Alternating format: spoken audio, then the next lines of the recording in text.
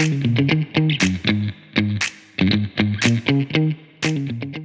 order to service a car, you will need to have access to a car jack. The jack in the car's emergency kit will also work. You will need 2 jack stands as well as an oil pan or something similar to drain the oil into. To check tyre pressures, you will need a pressure gauge, or most air compressors have one built in. You will also need an oil filter wrench and other general tools like a socket set paired with a ratchet spanner and a torch. When you service a car, it is important to change the oil and the oil filter every time. The air filter and brake pads will only need replacing when they are worn out. As you are servicing the vehicle, it is always good to top up the brake fluid, coolant and your wiper fluid.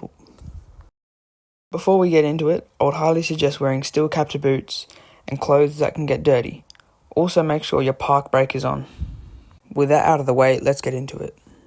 The first step is to jack up the car so you can get underneath it. If you don't have a car jack, you can use the jack in your car's emergency kit. Make sure your handbrake is engaged. Find the jack point under the car. We will be lifting the 2 front wheels off the ground. After you get the wheel off the ground, slide a jack stand under and do the same on the other side. Now you can access underneath the car, we can do an oil change. Start by locating the oil plug. Once you find a socket that fits, grab your oil pan and move it under the plug. Crack open the plug with your ratchet spanner and continue to remove it by hand. Make sure you don't drop or lose the plug. The oil will take a while to drain. Once fully drained, reinstall the oil plug tightly, then locate the oil filter. This is a coloured cylindrical object that can be found around the middle to bottom of the engine. Move the oil pan underneath the oil filter. Attach your oil filter wrench to the filter and loosen it.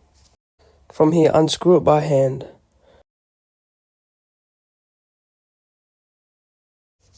Grab your new filter and dip your finger in the old oil still in the pan.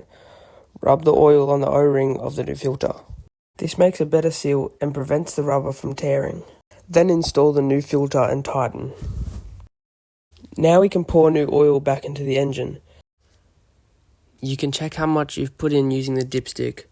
On the dipstick there is a mark that marks the max level the oil should be at. Go back and add more if you need after.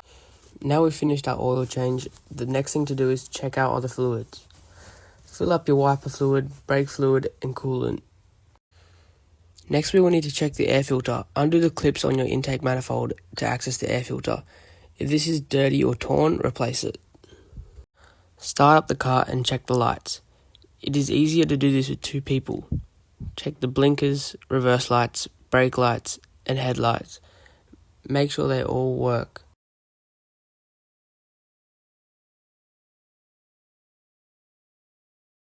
The last thing to do is to take the car for a short test drive and make sure it runs smoothly.